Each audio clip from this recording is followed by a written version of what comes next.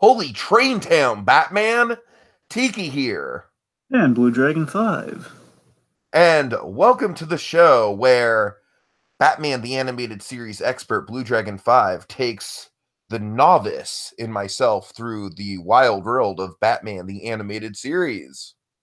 Hey, see, folks, long ago I made a vow to educate Tiki in the ways of Batman the Animated Series, serving as his spirit guide to Gotham in a way. And tonight we're here to talk about the Cape and Cowl conspiracy. Ooh. All right, Dragon. I imagine this must be a big one for you, given all the Batman and Gordon love we get in this episode. It's definitely a nostalgic one to say the least. It's definitely a one that's kind of ripe with kind of old stomping grounds of my love of the Jim Gordon character. Most certainly, yes. And I gotta say, this one, it's not the best villain plot by any means. It's not the most sophisticated storytelling, but I gotta say, I liked it a lot. I think the animation and the atmosphere counts for a lot in this episode, and it's definitely got a film noir vibe. Dragon, you know, one of the things I'm a sucker for, which is why I referenced Train Town in the opening. By the way, I have a more specific connection to Train Town that we'll get into. But Dragon, I love rundown amusement parks. And Well, you come to the right show. I know, right? Yes. So, like, kind of like the Scooby-Doo of it all, you know, like rundown amusement parks are one of my favorite fictional settings. So this episode is just kind of like, it's got that kind of like seedy underbelly of Gotham going for it. And I do like maybe the plot might have one too many twists. You might have to explain the last twist to me a little bit, Dragon, because I by the time the last twist happened, I was like, wait a minute, I don't really like to quote my running gag with Heroes that paraphrases something that doesn't actually happen in Heroes. Nathan, you don't understand. All right. But I liked it a lot, Dragon. I'm not gonna say it's in my top three. Like, I'm not gonna like rank it or anything. It's not. I wouldn't say it's like top caliber from what we've seen so far, but I would say I would say it's right below the Mr. Freezes and the Gray Ghosts and the Perchamps to Dreams of the world. I would say like quality wise, it's right below that. It's solidly nestled in kind of like that second tier of good episodes that we've gotten so far. Right below just kind of the gold standards of Batman. Yeah. Right under like the top tier, like kind of the Olympus of it all. It's like it's on the mountain, but it's not Olympus. Yeah, exactly. Would you agree? Well, I mean, I like this. This is a fine episode. It is, and again, there are a few episodes of Batman the Animated Series. One specifically we'll get to when we get to season 3. But there are a few episodes for me, Batman the Animated Series, that really struck more of a nostalgic chord. That as a kid, if you asked me what my favorite episodes were, this still wouldn't be at the top of it, but it would be in my headspace. I remember this episode more for things that were in the episode than the episode itself. And like there are other episodes that are like ones that I liked as a kid, and they were my favorites as a kid, but just because of like certain gimmicks or certain things within the episodes. But again, still weren't like my favorite all times that we're going to get to this season. My all time favorite, like my instant go to, like what the best episode for me, what my favorite episode of Batman Animated Series is. It's in this season. We're going to get there. But this to me, it's more of like a nostalgic one, memorable for certain bits in it, to say the least. It has kind of some elements that really I feel like I understand more now than I did then. So it's we'll get there when we get there. It's kind of a complex episode for me. Mm-hmm. So here's the kind of the bona fide. Here's the information on the Cape and Cowl conspiracy, which right off the bat has a great title. It's directed by Frank Parr, of course, the director of Hulk versus Wolverine. It's Hulk Bob versus, Parr's long lost brother. of course, spelled completely differently. So sure. They got for Batman the Animated Series. He directed Vendetta, which is a very well directed episode. He directed the Mad Hatter episode, Mad as a Hatter, which is really good. And also, I think this is kind of a good bearing for kind of why I'm kind of mixed on I don't dislike this episode by any stretch, but the reason there's some I gotta complexities. say, Dragon, I thought you'd be a lot higher on it based on the Gordon stuff. I'm not saying I love I all the assume Gordon. that's why you're nostalgic for it. Exactly. Like I love all the Jim Gordon stuff very much. Because this is like kind of like the good, again, one of the gold standards for Jim Gordon stuff in the show. This episode did like a lot of historic stuff with that. But yeah, we have kind of like it's also the same director who us Underdwellers. Just kind of keep a good bearing on Oh that. So, again, no. let's see. So this episode was written by Elliot S. Magan. I believe I'm saying that right. Elliot S. Magan. Now, here's the fascinating thing. So Elliot here, he wrote this episode, Tiki, and there's another thing that really set up when we get into the episodes of Batman the Animated Series, because this is important. This is one of the episodes that is based on a story from the comics, as in it's like a literal adaptation, but they have to change certain elements of it. But it's like a few episodes within the animated series are basically direct story adaptations that they've kind of either improved or just kind of changed things around with. And this one is it's based on Detective Comics number 450, and basically it was an adaptation. It was like the Cape and Cowl. I think it was the Cape and Cowl Death Trap. I'm pretty sure that's what it was called, the Cape and Cowl Death Trap. And it had Wormwood. It had basically it was a smidge different, but it had Wormwood, which is why we have Wormwood in the episode as our villain. Basically, Wormwood was an assassin in the comic, and obviously they can't have an assassin in a show that's on Saturday morning television. So the idea is he was an assassin who used death traps to kill people. In this case, he was an interrogator who used death traps. So he's Jigsaw? A less lethal Jigsaw, yes. Essentially, and basically, the idea was Wormwood killed a senator instead of like stealing the bearer bonds or whatever we have in this what we have in this episode. And that was kind of the inciting incident, that he killed a senator, and Batman was trying to get the guy who killed the senator, and basically, did what happened in the episode to Wormwood. So there are very few alterations. That's the main story they based all of this on. So it's a really interesting adaptation by that logic. It basically, if you had to change things for Saturday morning, I think this is the way to do it. So yeah, let's see. I mean, the big thing, of course, that we have years later with stuff like Batman Under the Red Hood is we have, we bring in the author to retell their story, and that's something Batman the Animated Series started, because again, we brought in the same writer of that story to write the episode, and again, changed his own work, which makes things very more. I think that's what you really should try to do a lot of the time. If you're going to adapt something, get the original guy in there, maybe polish up his work or alter it, and like in Under the Red Hood, that worked wonders, and maybe that story even better than it ever was. Going to have that here again. Kind of get started with all this, Tiki, is what I'm saying. We kind of start that mentality in the animated series with stuff like this. Let's see. It's of course it's a big Batman undercover story, to say the least, which again is another recurring element in the Batman animated series. Undercover Bruce Wayne, as we saw, he's become like the John Smith. He's become like the homeless drifter who gets picked up in the Forgotten, with one of your favorites, Tiki. Oh, yes, the Dragon, that is my favorite. Come on now. Let's not play two ways about it here. The animation studio on this was Dong Yang. They did some of the great episodes of Batman animated series. They did Joker's Favor. They did Perchance the Dream, and hence my citing of it. They did The Forgotten, the episode with Boss Biggs. Yeah, I must say the animation in this episode is a real standout, especially the lighting in certain scenes. Oh, certainly. The lighting is great in this episode.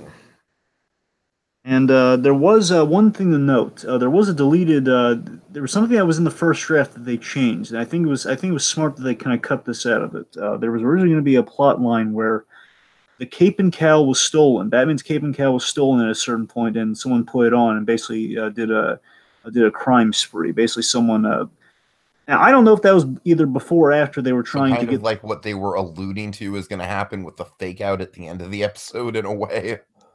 In a way, yes. So that's the thing. My assumption, again, I don't know this for certainly. I think that was before they got the right. I think they just plotted that, and they were going to do that as a story. Then they brought in the original writer to adapt his work, and I think they kind of. That's my theory on it. Again, I can't verify that. I don't know if Elliot was just Elliot Magan was thinking, wait a minute, what if we go big on the third act on this one? Nah.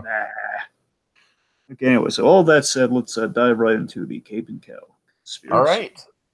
So yeah, Dragon, we start at is it just a mini golf course, or is it part of a bigger amusement park, or what? No, it's basically a really It's almost like the country club of golf courses. It's like a really big like putt putt golf course essentially. That's the thing. It's like it doesn't. I don't think it's an actual golf course. I think it's like a very very elaborate putt putt place. That's what it Uh-huh. looks like to me. Yeah, so let's see. We have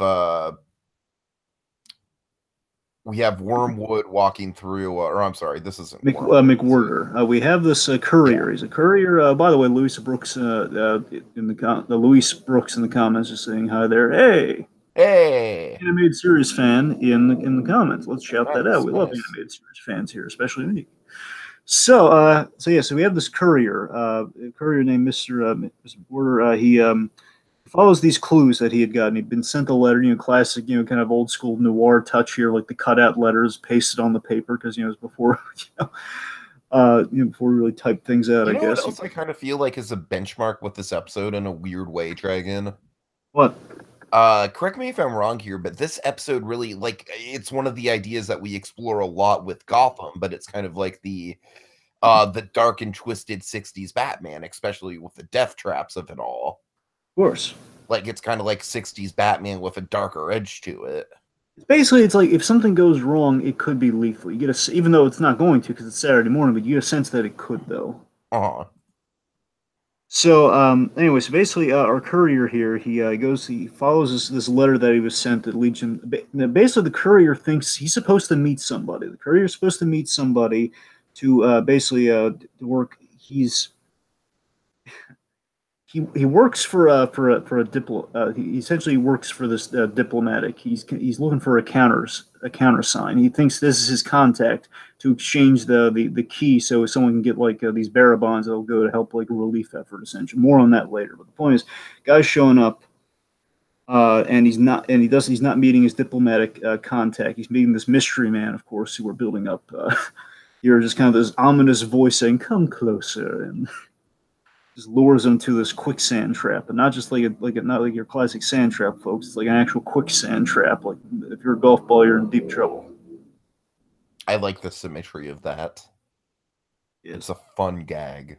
yes, it is. Ah, I'm sorry, I don't mean to be so dry about it. Party with that dry man. So, basically, Wormwood. If we're going to reveal this man is Wormwood. He is looking for the location of the diplomatic bearer bonds that our courier here is supposed to kind of oversee the handoff of. And basically, in exchange for this information, he's going to offer him help. Basically, extends like this little metal bar he can grab onto, so he doesn't like die of asphyxiation, essentially. And Dragon, I gotta say, this is totally Saw. Well, again, Saw way before Saw, to be fair. Well, yeah, I know. I'm just saying, like, it's really funny that they have like kind of the same philosophy. Like, all right, you got to do something for me, and I'll offer you a way out. Sure. All right, sorry. And so basically, it's like the information where he dies, and of course, like Wormwood is just kind of a slimy skis ball here, and just Wormwood say, "Good, now hurry up. I hate it when people talk with their mouth full." And then we have these are the scenes I live for, folks. And again, this episode's chock full of these scenes here. Again, it's like I would say this is like by far the most Gordon we've gotten so far in an episode, right? quite possibly. I think Gordon has more. There's one episode, one of my all time favorites. One of them is in this season. It's a big Gordon. Gordon's a huge part of the episode. We'll get there. But yeah, for the most part, this is like the most frequently we have kind of our Batman Gordon scenes. Quite possibly this, and again, my ultimate favorite of all time. It also has like a number of Gordon gets consistent. I love when he's consistent in Batman animated series. It's like one of those big mainstays of that here. So we have Batman and Gordon meeting inside Jim's office here, and Gordon's kind of giving the exposition here of Batman, basically telling him what he's been told, by the higher ups and everything, what they found out here. So basically, this courier, there's supposed to be a delivery to the International Relief Consortium. It was interrupted.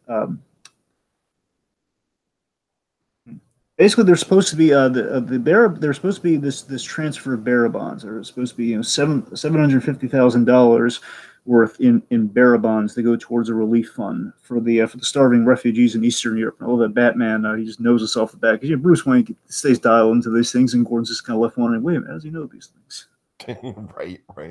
Batman recognizes the method of like why this courier was interrupted and how he was kind of intercepted and basically how he was kind of put into a death trap before giving up the information. It's a signature of a criminal that both Batman and Gordon know. And basically, Batman, I love this, going into Gordon's file cabinet here, classic Batman going to the file cabinet.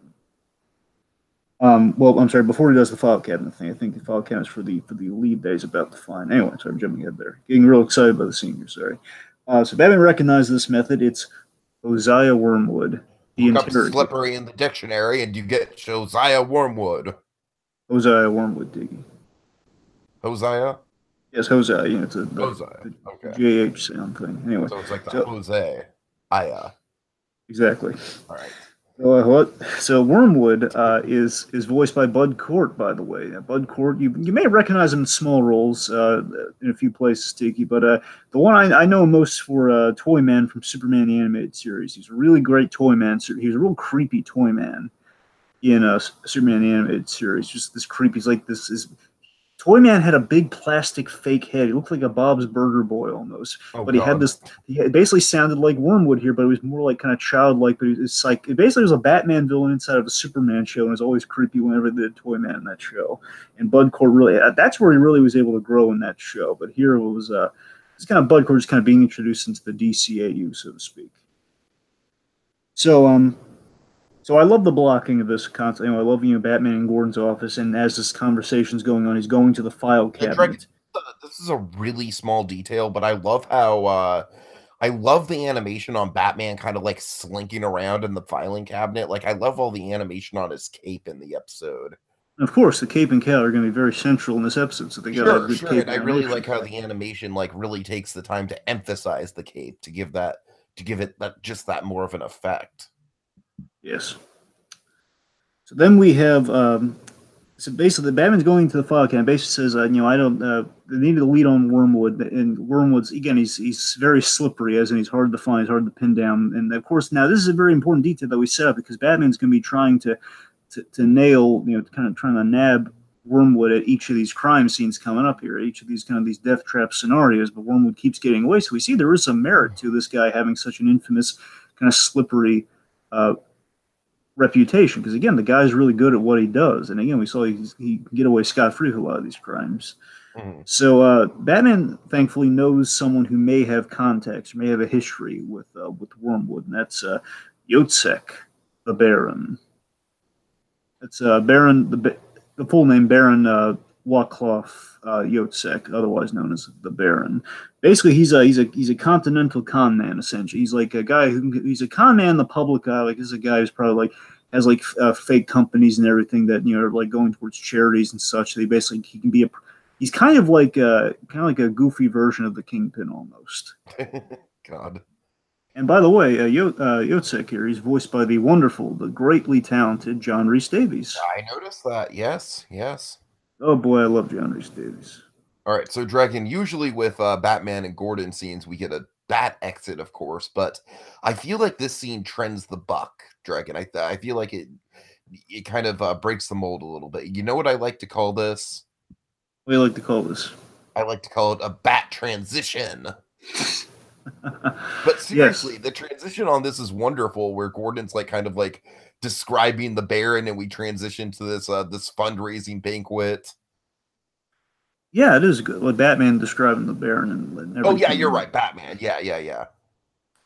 But yeah, and what I also like, I do like that we connect to our events here because the Baron, he's overseeing something about foreign aid in Gotham. It's a fundraising banquet for foreign aid, which again is kind of what the main conflict of the episode is, on like a different element of it. But basically, again, it's like a diplomatic mission to we're going to help these people overseas who are kind of starving in Eastern Europe. So we're going to donate this money in bearer bonds, and of course, Wormwood's basically stealing that on behalf of another governor. We're going to learn. So all of this is very interesting. So again, you're absolutely right with the bat transition there, where we're interlocking our events. And again, there is some that's the thing I want to give this episode. I want to give this episode full marks where it does things really smartly here, where we do have this great plotting in regards to like our transitions and how we're linking things, and there are some great visual clues here and there. And this episode's really good on a rewatch. There's a mystery in this episode, and we have great payoffs to that mystery and setups to that mystery. So John Rhys Davies as this delightfully, he has this delightful, fun performance as kind of this diplomatic con man, and I think it's great. And essentially, he says something along the lines of like, "Oh, I don't like to." Basically, doesn't he says something along the lines of something along the lines like an ambush, or like he doesn't like to be be absconded with, and of course then he doesn't like to be carried away or something along those lines. I mean, it's not exactly like that, but he just says something along those lines. And then of course Batman shows up. He crashes. I love how Batman's just kind of like lurking in the shadows again. Emphasis on the cape. Oh yeah, we do have kind of. I think this is the episode where we have the ultimate. Oh yeah, we do have in this episode. We do the ultimate Batman vanishing into the room in this episode. I think.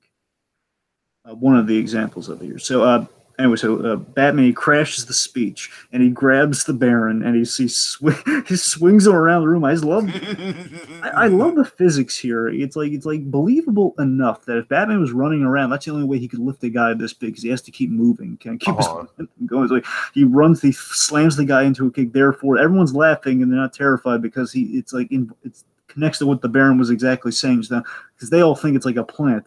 It's a gag that, oh, he is being taken away. So they think it's all part of an act, and it's hilarious. He throws him around, swings him around the room, and then he uses the grappling gun to get him out of there. And it's just like throws him out on the balcony. And of course, we have John Rhys Davies acting so hilarious here. He's just saying, "How dare you manhandle me?"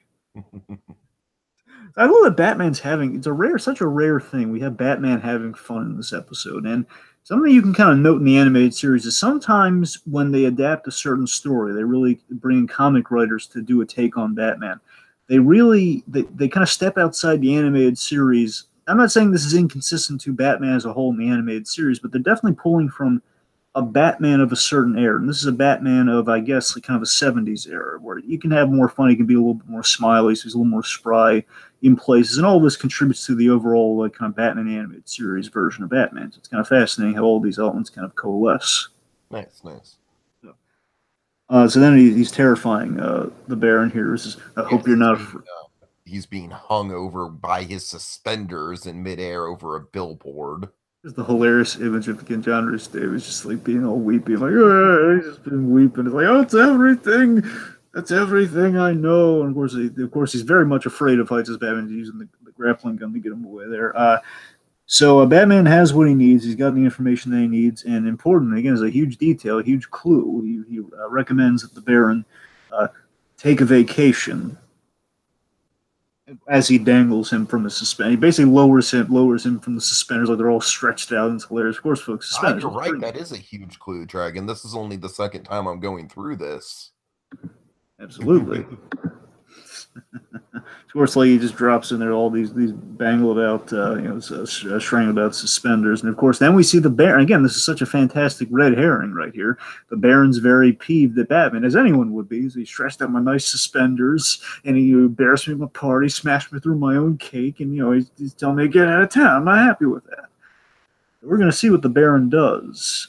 So seemingly, the Baron has an axe to grind with Batman, wouldn't you say? So at this point, Dragon, this is where the misdirect starts to happen, correct? Yes. Okay. Just so I'm on the right track with it. Yeah. Again, it's kind of like one of those episodes where you almost need to watch it twice for everything to really fall into place with it. Yeah. I mean, take a look. Let me put it to you this way, all right? Overall, I love everything about this episode. Just Wormwood himself, he just seems like a proto-Riddler. And it always kind of bugged me. I totally agree. You're right. That's the reason that's just more. I love the episode in every element, but here's the frustration. Here's the reason. Not a strong villain. Here's the reason though. Here's why I'm frustrated, because again, with hindsight, I get what they're doing here, but I still have the same issue with it a bit being like a Riddler knockoff. Because here's the thing. Wormwood, again, he was the character in the book, and he was characterized again more lethally, but like this. And the point is, this was like, it feels of the era of that Batman comic of like you'd have these characters outside of like the Riddler, where again you'd at certain eras in Batman, certain characters would be more popular than others, and sometimes you have these one-off villains. And Wormwood, again, being an assassin, was definitely a little bit more different than the Riddler. But by the same token, again, he had like a kind of he had a few Batman villains that had death trap gimmicks, and usually they'd be one-offs. And you're kind of doing that in a show that is so known for having very memorable, very compelling villains. And this is still kind of, it feels almost like it comes across almost like the original villains of season 1 with like Boss Biggs and like the Sewer King and those characters. Where again, they're original one-offs, but it's a step above Boss Biggs. That's what I'm saying. Boss Biggs. That's exactly what I'm saying. It's a step above Boss Biggs because again, it is based on something, and it was consistent with those stories of those times. So by that logic, it's just adapting that material. So I can't really be mad at it, but it still just feels like it's a knockoff of the Riddler. So I still have the same issue with the character, but that's like the only knock I really have against this episode. And we'll get into that as we go through. So yeah, Yotsek. So Yotsek has a meeting with Wormwood. And no pleasantries whatsoever. Wormwood's like just very just very much dismissive of everything. Like no handshake. So he puts his hand on his shoulder. Oh, my good friend Wormwood's like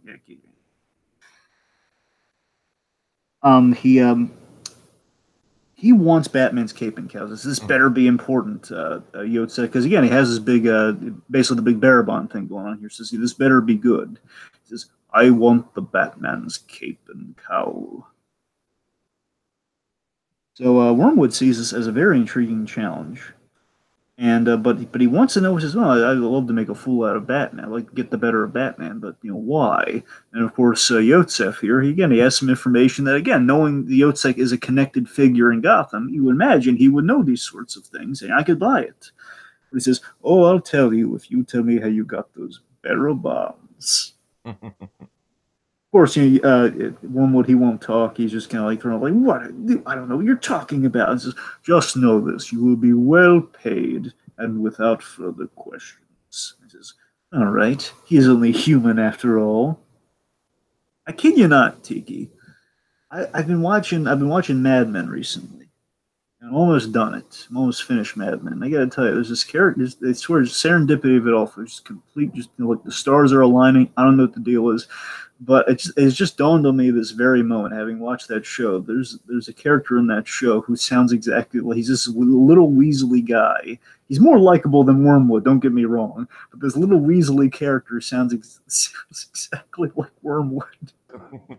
It's just like Peter Campbell from Mad Men. If anyone gets that reference, he's Pete Campbell from Mad Men. All right.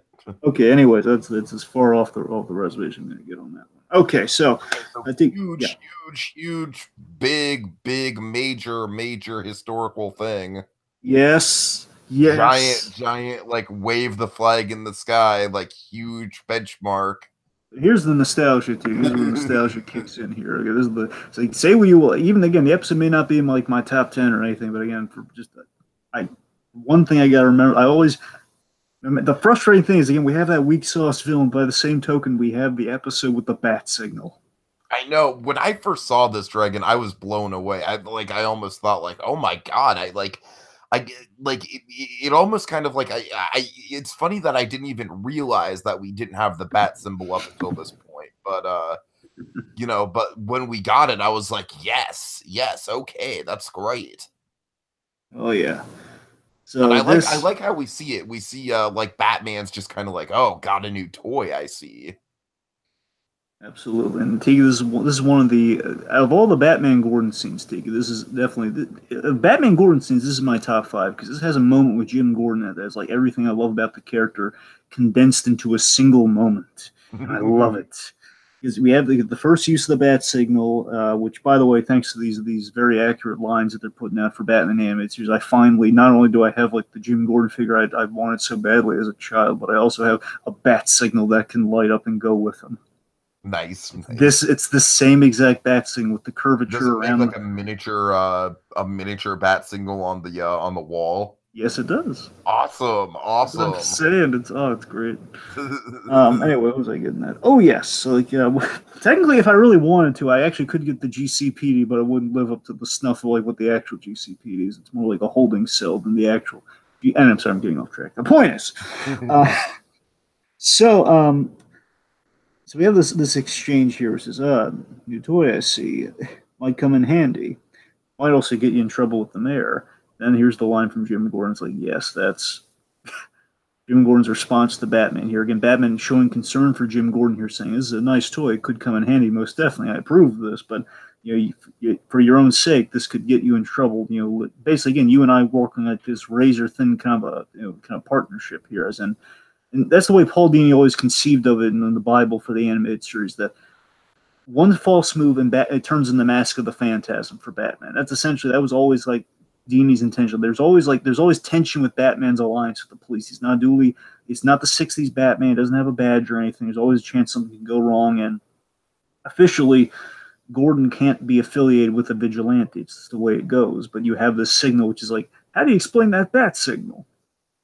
And just Gordon's response to it all. And this is the thing that will haunt me with the Gordon character in the best of ways. You let me worry about the mayor.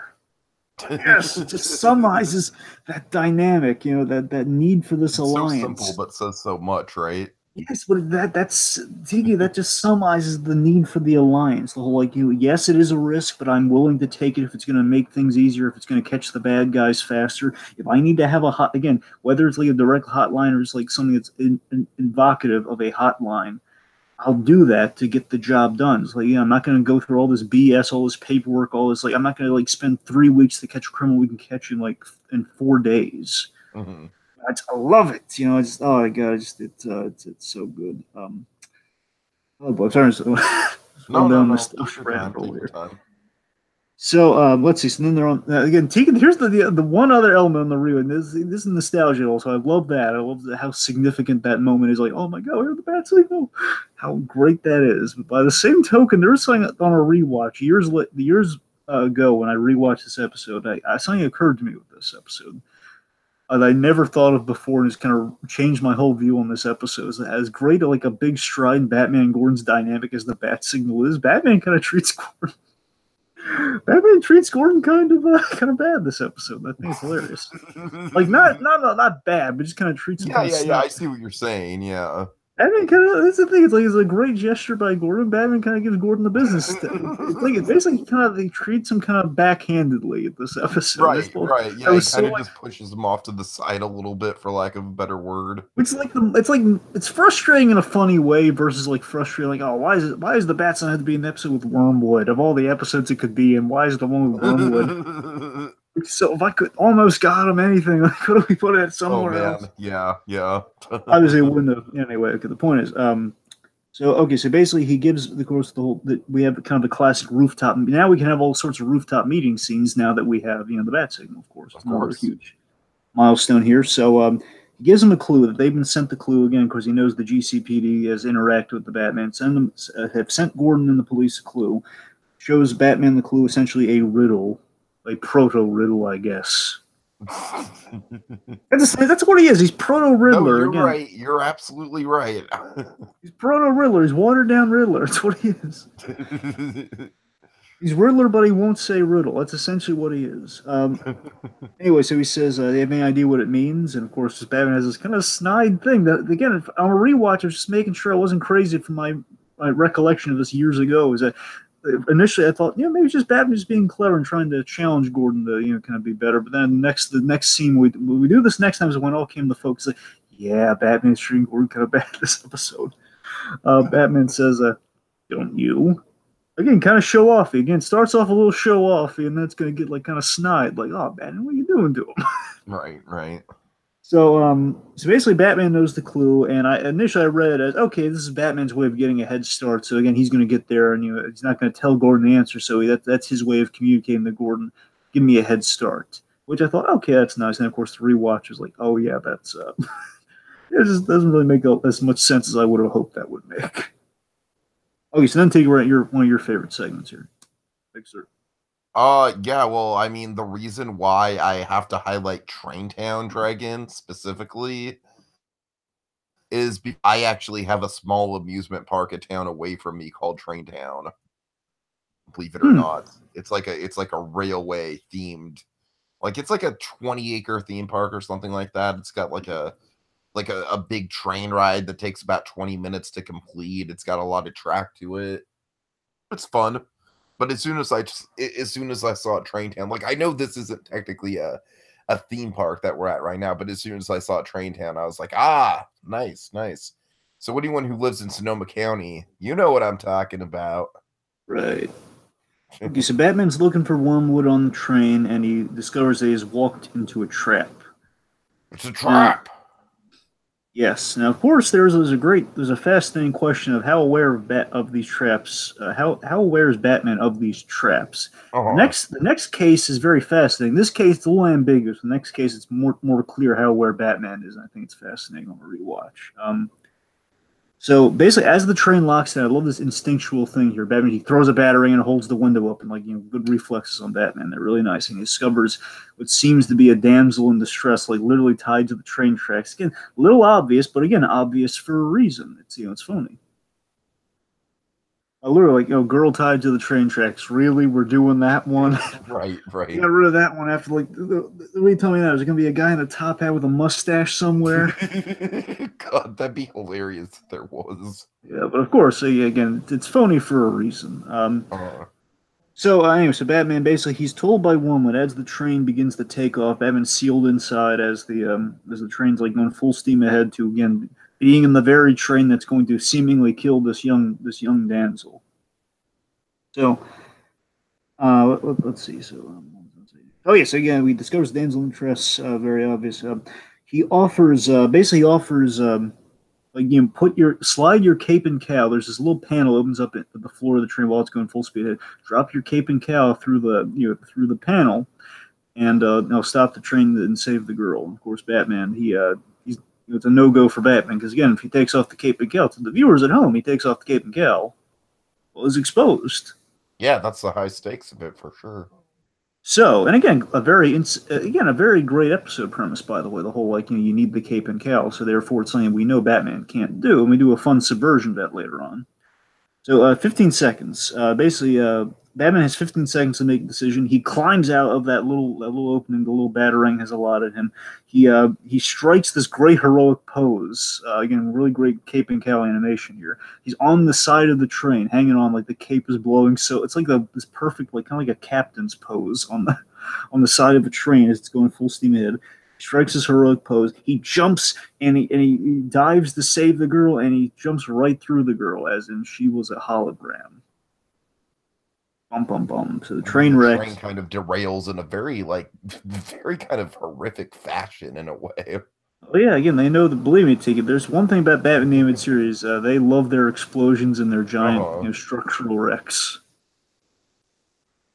So All let's right. see. So we see So we this. cut back to the Baron, or seemingly the Baron. Also, we see Wormwood get away, which I love that. I love we see like Wormwood again. He's slippery, man. Just like last second, he just got out of there. So yes, he's in a phone booth on a phone call with the Baron.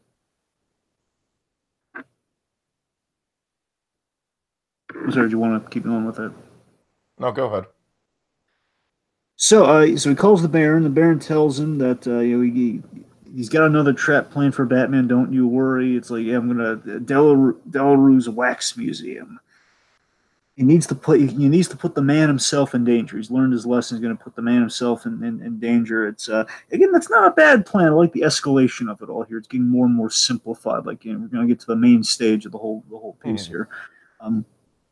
He mentions the location, Delarue's Wax Museum, which of course a big detail on a rewatch is that he told the Baron Delarue's Wax Museum. Sure, sure. So again, really great foreshadowing and a big whopping clue if you're really paying attention. That okay, the Baron knows. So the Baron's in the loop on these traps.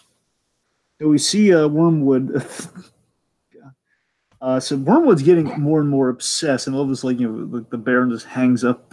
He says now again Wormwood's getting more and more obsessed, and he's on the phone saying, "Hey, so you must tell me why you want the cape," and just hangs up on him. Well. So then we have a Batman Gordon scene here, and again, really great staging. Basically, I think it's either on the outside of a building or most likely the outside of the GCP, like from Gordon's office. I love Batman standing on the. It's just a great visual image of Gordon being a logical man, just kind of like on looking outside the window, and Batman on the ledge of the window. It's just that's what their dynamic. Right. Yeah, that's what their dynamic is. It's like if you need like a snapshot, like what's the difference between these two men? They're both doing their jobs, only Batman's a little more cooler. So basically, we have like this clue on a billboard here saying where where George Washington, Oh, young Babe Ruth. I'm sorry. I have it if you Oh, sure. want. What do you got? What do you got? Tell me. Okay. Where Washington and young Babe Ruth stand side by side with John Wilkes Booth, Batman will find a plan uncouth. Wormwood. So I love the staging of all this here, and then again, this is where it kind of redawned on me, like, yeah, this is No, what I this is remember. really a dick move on Batman's part here. It is, and again, we know, again, given the clue that we've been kind of teasing up there, you understand why, right? Uh-huh, uh-huh. That's the thing. Because ordinarily, here's the thing: if Batman's just figuring it out, I mean, one, it's still kind of like, okay, Batman, you don't have to be Batman. We know the world's greatest detective. We get it. But by the same token, knowing what you know on a rewatch, it's It's like, kind of like, geez, you're an asshole, Batman. see, the thing that really makes me agree with that is the fact that Batman's not even doing detective work on this technically. Right, exactly. See, ordinarily, it's like, Like, okay, well, way to Batman's. cut your best friend down, dude. Yeah, that's the thing. That's the thing. It's almost like a Seinfeld thing, where like he's not like pot shots at George Costanza in terms of friendship. Okay, so this is a Delarue's Wax Museum, of course. So, of course. And then we get the classic bat exit. Yes. All right, let's see. So, So, Dragon, ironically enough, I just went to Madame Tussauds like less than a week ago, believe it or not, for the first time. really? Yeah, I really enjoyed it, actually. So, kind of funny how all of this, like the Wax Museum, Train Town, the mini golf, like, it's all kind of tying into either my childhood or stuff that I just recently did. Sure. So, by the way, this next set piece. Now, again, this is now I haven't read the comic because it's one of the older ones. That's gonna some of these are hard to get a hold of unless you really dig through the graphic novels and everything. But Uh point huh. is, the story this is based on, the Cape and Cowl Death Trap. The Cape and Cowl Death Trap in question, the one that's on the cover of the book, like the big set piece, I can infer from that, is the Wax Museum. It's basically the shot that we see later on with like the wax pouring down and everything. It is this again, that's like the main death trap in question. Like, I don't know if I from what I looked at the plot synopsis of it. So I think the only death trap they had Batman, I think just streamlined to Batman was in the wax museum, and here we just kind of elaborate like what got him to that place here in the episode. Kind of interesting. So Wormwood guides him inside to the death trap. He's basically trapped inside the wax museum, and as he's like locked in there, we have our kind of our master set piece here where we reveal this. And again, this is all from the book, Tiki. This whole thing from the book. It feels like it's from the synopsis. All this is from the synopsis and from the again sounds like it could easily buy this like a '70s Batman comic, especially like what he does when he's kind of by the end of this death trap. It feels very '70s Batman. We revealed this 20,000 watt halogen light bulb in the ceiling, Mhm. and it begins to melt the wax figures. Wormwood's such a prick in this scene. Your Wormwood's he's teasing me so cocky. I don't know what that makes the temperature, but I do know that it's enough to melt wax. Oh yes, and eventually it will melt you again. Like the hot wax will probably melt or encase Batman, so he's a goner essentially. So Batman attempts to again smartly. He attempts to grapple away. Unfortunately, the doors on like the wind on the ceiling, on the glass ceiling, kind of close. So basically, snaps the line. So Batman can't grapple away, and he fall. Importantly, he falls into the wax, which means his belt is covered and sealed up because of the hot wax. He can't get into the utility belt anymore.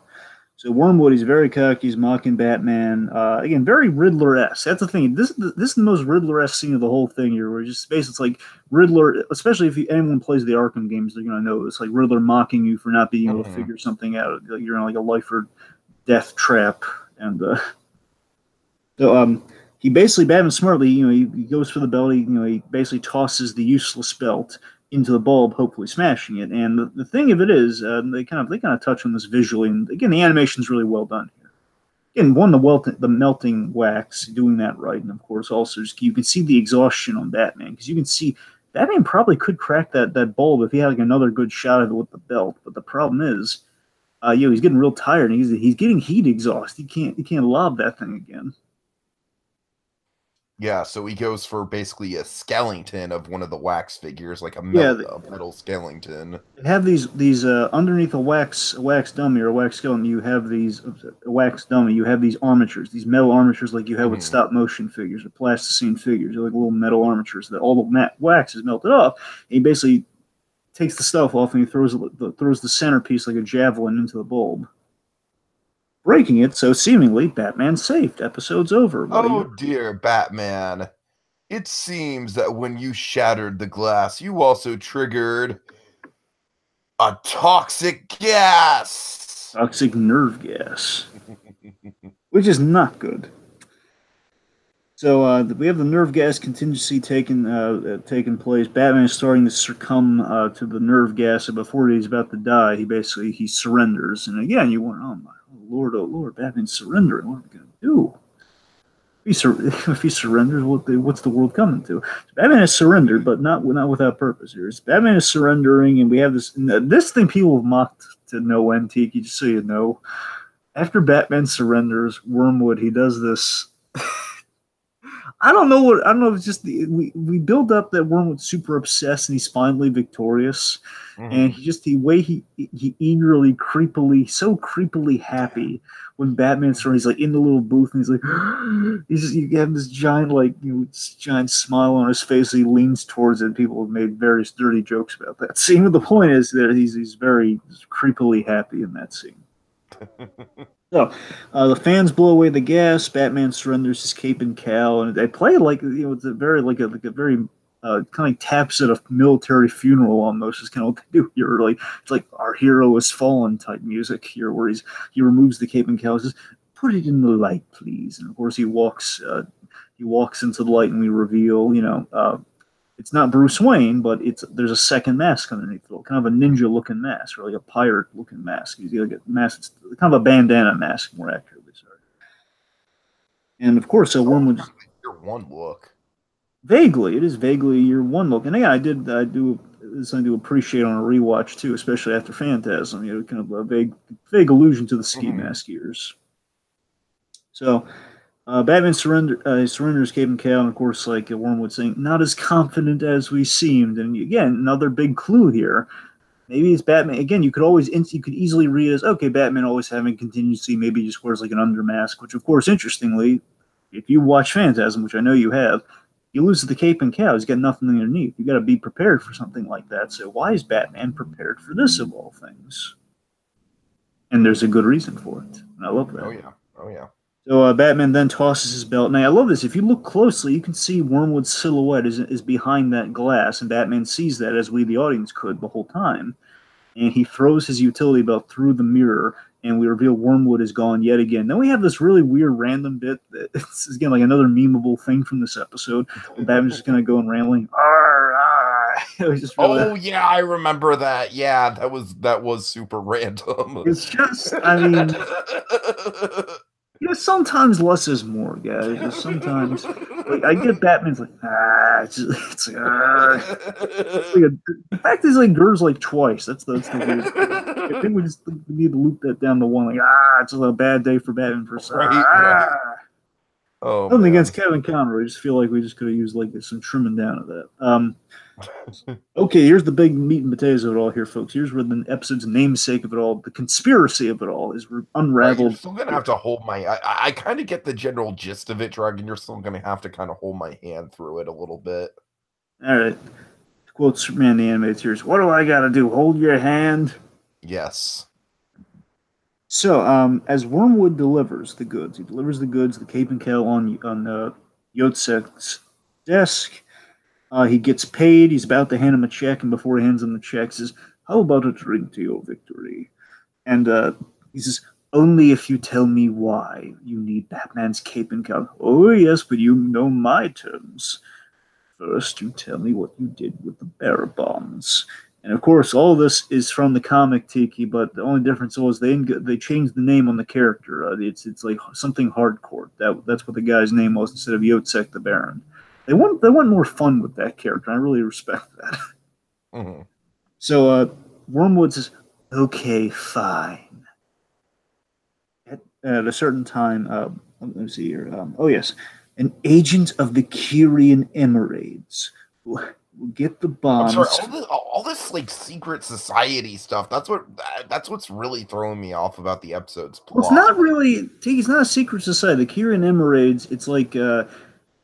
I might embarrass myself here, but I'm basing this off what I know about what they do with the DCAU and what they do with kind of whenever they do the DC universe in animation for certain legal reasons, they can't say the names of other countries because they can't burn any bridges there. Like sometimes they have. Oh, okay. You see, like you understand the confusion for me then. Now, Because to Baron, me, it totally sounds like some weird, like, secret society type thing. oh, yeah, no, it's not a secret society. It's just like it's Okay, like my bad, my bad. it's like a riot. I believe, if I'm right, I believe again. Basically, I'm gonna have egg on my face if the Kyrian Emirates actually exist. I'm sure like Emirates actually exist. Whether I think Kyrian is just like a made up country they came up with. I might potentially really embarrass myself. If anyone from who's Kyrian out there, I truly apologize, but Well, Dragon, just sing the Animaniacs song. You'll know whether or not that's a real country. that's a all right, fine. I'm obviously kidding, but Yeah, no, it's like a Latveria thing. It's like sometimes they just do such a good job and come up with the fake countries. Like in Young Justice, yeah, like North and South Malaysia instead of Korea, so they have to change certain things. So that's kind of that's the gist there. Like in the anime in DCAU, they had Kasnia instead of well, man, it was important. Anyway, so the point is this: an agent of the Kyrian Emirates, someone who's basically like a rival country, has hired Wormwood to take the information. So the money does not go to the Eastern Europe; it goes somewhere else. You get it? uh-huh. Anyway, so an agent of the Kyrian Emirates will get the bonds from a locker at Pan Europa Airwaves. At Pan Europa Airwaves. Only once I meet him and give him this key again. Wormwood has the key to the locker, which has the bearer bonds. Basically, he got the information from the courier. The courier was supposed to do this. The courier had the key, and he was gonna go to a locker, and he was gonna give this to his contact to give it to the hungry refugees. You following me? Yeah, yeah. Wormwood essentially, he's going to use his key with his own contact. Like, hey, you give me this, like, you give me money. Bada bing, bada boom, job done. So again, the key presents the key, and that's the X factor that Batman's been searching for the whole episode. So again, now Yotsek knows this. So then Yotsek begins to laugh as he turns his chair, and I love this, by the way. It's a little detail. It drives me out of my mind when I rewatch the episode. I love this. We focus on the Baron's eyes during that scene. You get the serious look from the Baron. Yeah, for sure. When he mentions the key again, this is the big X factor. Baron's eyes begin to focus here, and of course he turns around in his chair right after he does that. He says, "Okay, now you." And of course we have the big reveal here. We hear the laughing. We go from John Rhys Davies laughing to the silhouette. I am going to wear them. And we have this great thing here as he rises. This giant shadow rises from the chair, and then and we reveal the bat ears. Like, oh my god! Like, not only is he wearing them, it's Dragon. Like I said, this is where I thought at first I was like, wait a minute, is the Baron gonna like go out and pose as Batman? We have like 4 minutes left in the episode. How's that gonna work? Exactly. So he plops down this rubber mask, and for any again, this is something that 70s Batman would do, and even Frank Miller worked into like Dark Knight Returns for a bit. Like, this is a classic thing with Batman, wearing the flesh mask sometimes. So throws his rubber mask on the table, and of course Wormwood is beside himself, like the audience, for a moment. You're like, what? You played me for a fool. And again, this is great. We have like Batman's silhouette. We have some great Batman blending in the shadows and like the silhouette. That's what I'm saying, man. The shadow, like the cape work. Like I said, they really emphasize the shape of the cape in this episode to a really great degree. They have Batman almost like, dare I say it, a phantasm. Mm-hmm. He basically has like the extended cape as he's like pursuing him down a hallway. It's great. It feels almost like an old school like Dracula movie, like a monster. right. Great. So basically, Wormwood's freaking out here. He's trying to get out of there. Again, he has the key to his fortune, everything here. So Batman, chases him down like an unrelenting force. And this is again so well said. Frank Parr knows how to stage things. That's the thing you always got to give Frank Parr. Again, if Hulk versus isn't any indicator of the talent of Frank Parr, I think this speaks for itself. Mm-hmm. He tackles Wormwood. As he tackles him, the key slides into the door of the gym, and like the Baron's gym. Again, like a gym that I imagine the Baron does not use that much, which is my sense. So Batman, he goes for the key in the other room, and then there's a surprise attack and a scuffle.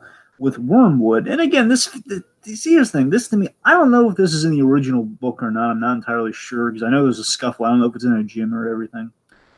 If it is, I feel this is them like saying, "Hey, Wormwood, he's a big deal. He went toe to toe with the Batman for a spell." This is them like trying to say, he's different than Riddler, right? Yeah. Again, they can't I have. agree. The gym was kind of a random set piece. It's like when I was looking up thumbnails, there was kind of like a really silly thumbnail of like Batman and Wormwood fighting with the weights. Yeah. See, that's what I'm saying, and that's them. You gotta remember, they're over. Well, I think they do an excellent job in adapting this to Batman animated series.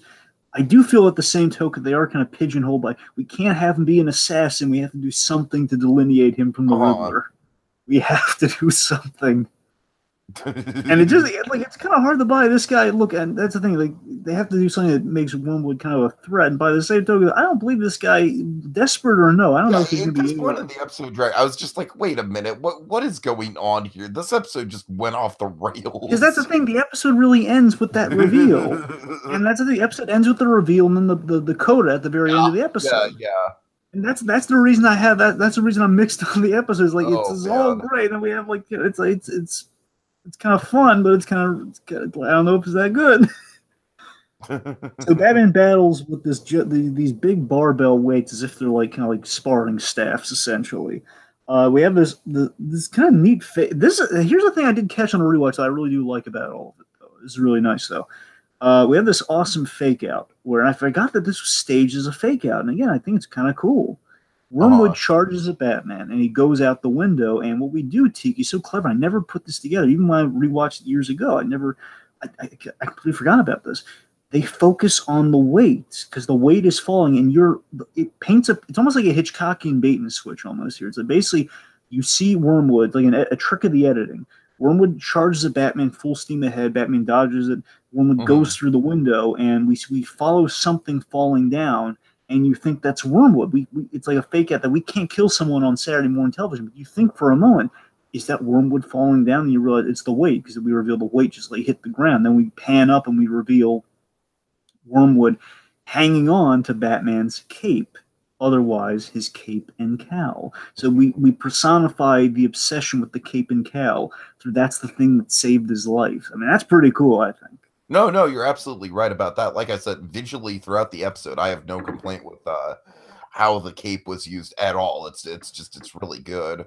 So again, Tiki, if the gym fight in itself, again, it built to that moment, so I'll give it that. But then we do this thing here where we're just extending the fight here. So then Wormwood's climbing up and he goes to punch Batman, but Batman like flips him into the pool. And I'll admit, this thing always sticks with me from the episode. It's just kind of random, but it's kind of sad, pathetic, and funny, which is kind of what Wormwood is here, where he flips Wormwood into the pool, and Wormwood finds the key, and as he just found the key, Batman grabs him by the head, and he drags him up, and he's just like so shocked and awed, like he always just hands him the key, like, okay, I'm defeated, I'm very terrified. It's just kind of silly. It's like memorable. It's like a memorable shot, like Wormwood in the pool just being lifted up, with the key. Anyway. So, in the aftermath of it all here, Batman, Gordon reveals that they tapped the Baron's office. Therefore, that's how they got all the information, the confession, and everything. So they got Wormwood dead to rights on that. And he says, he thanks Batman. Of course, Batman says, you should really thank Yotsek for borrowing the hall. But that's, of course, assuming he ever returns from Europe. Because again, he told Batman to get out of town. Sure. Nice. Okay. So let's see. Following that, then we have our coda at the end. The coda is really great here. You want to take it? You want to take it away? Yeah, sure. So Gordon comes in, basically says that he's been fingered for the Bond job. Yeah. Sorry. Delivering a little gift. Yeah, he delivers a gift, and the gift comes wrapped with a note, and the note says, "Confinement will speed your reform, but long cold nights will be the norm. So here's a thing to keep you warm." And of course, he opens. And I love this imagery, Dragon. I love him just holding up the cowl, and his eyes are just like mad. He's just like, "Oh no, not the cowl again." Now, Tiki, this is what I love, and I will say this. Well, again, I wish the bat signal were introduced in maybe like a more prominent episode. I will say this. I would hope this was intentional because what they do is we end on the bat symbol, where we just we Uh-huh. introduce like the bat signal, just shine the bat symbol in the sky, and of course we had that this episode. And the last image of the episode is the bat symbol like signed on the note, which is really Sure, sure. nice. In a full circle in that way, so that's kind of neat. All right. Episode. Okay. Yeah, final thoughts, Dragon. I gotta say, talking through it, I'm probably like a little less high on this than I was going into it. Although, connecting the dots on certain things, it is an episode that does warrant a rewatch. But yeah, there's some really silly parts to this thing. But I gotta say, like I said, I think this might be one of those one of the most mixed episodes for both you and I that we've tackled so far on this podcast, because it does have some truly great stuff, especially in the animation. And of course, the benchmark of having the bat signal, that's always great. Yeah, like I said, it's not a great episode by any stretch, but I think it's clearly better than like some of the early season 1 episodes, like the Underdwellers or the Boss Pigs episode. I'd say it's like it's comfortable in the middle in terms of quality. And I look forward to better episodes in the future, but at the very least, I think it's ripe with symbolism, and it's ripe with it's got an interesting story to tell. I just kind of wish the villain was a little bit more memorable. I feel like Wormwood really is kind of the problem throughout the whole episode. But I mean, he doesn't crash it, so I don't necessarily think it's a bad episode by any means. I just think certain certain aspects could have been done a little bit better. Sure. That's the thing. I'm with you there. It's not a bad episode by any stretch. It introduces the bat signal. We have all these great memorable elements. It's so well directed. It's such a well directed episode. Everything comes together so well. It's well plotted. Like all of that's great, and it has these fun traces of like of a Batman's comic history in this episode. It feels like it's from Batman's comic history. I kind of like that. And even if you didn't know that, again, like years later, you look back to, okay, that's kind of that links up, and that's a good adaptation. But before that's just kind of like, hey, it's the episode introduces, the bat signal with kind of this fun little mystery in it, and again, just kind of it's akin to Batman's history, which is nice. But at the end of the day, it comes. Like, Wormwood is the weakest link. He comes across as that watered down Riddler in a show known for having very excellent, memorable villains, especially in season 2, which is patented for doing the most with those villains. Which it's that's the conundrum. It's that honestly, it's that, and you can definitely sense the episode was short on time. What I mean by that is like they did the episode. Most likely, what happened is in the original plotting of it, this is the guess. I don't know this for certain. I'm saying that reads to me as they were plotting the episode, and plotting the episode, they realized we're short for time, so we need to tack something on, which led to the big Wormwood versus Batman fight. And basically, if you punched up Wormwood, again, I'm not sure how much they really could have done it. They did the best they could with Wormwood, and I'm not asking for the moon with Wormwood. I'm just saying, do an episode like this before the Riddler. It's a shame we couldn't have gotten Riddler first. That's the weird thing of it all. It's kind of a random some random choices with Wormwood, but it's one of those nostalgic landmark episodes. So well directed. So again, it's a conundrum, or one could say a conspiracy. All right, Dragon, and give us a little tease for next time. Got some Bill Dozier here. Okay. A familiar face from Robin's past. An Emmy-winning flashback? Biff, the bad guy? Can Batman protect Robin from the call of revenge? Find out. Same animated bat time, same animated bat place. With Robin's Reckoning, Part 1 on the next visit to the animated Batcave. You let me worry about the mayor.